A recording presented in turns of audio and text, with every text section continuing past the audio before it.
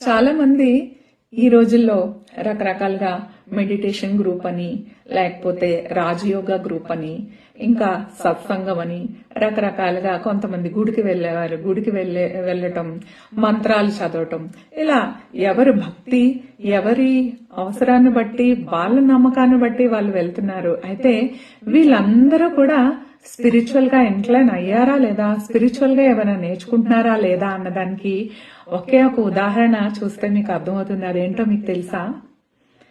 నాదే గొప్ప, నేను నేర్చుకుంటుందే గొప్ప, నేనేదైతే మా గురువు దగ్గర నేర్చుకుంటున్నానో ఇది తప్పించి ప్రపంచంలో మిగతావన్నీ కూడా వ్యర్థం అనుకుంటారు చూడు, వాళ్ళు ఒక్క మెట్టు కూడా ఎక్కలేనట్టు అర్థం.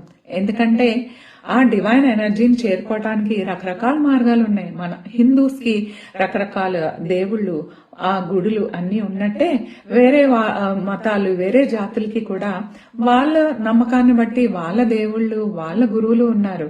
అలాగే ఇవన్నీ కూడా ఇప్పుడు కలికాలంలో ఇవన్నీ ఎక్కువయ్యే. నమ్మడం తప్పు కాదు, కానీ నేనే గొప్ప, నా సిద్ధాంతమే గొప్ప అని అనుకుంటున్నారైతే ఒక్క నిమిషం ఆలోచించి దాన్ని మార్చుకోండి. ఎందుకంటే ఎవరిది ఏది గొప్ప కాదు, ప్రతి ఒక్కరిది లాస్ట్ లో మనం డివైన్ తో కనెక్ట్ అవ్వాల్సిన అవసరం ఉంది.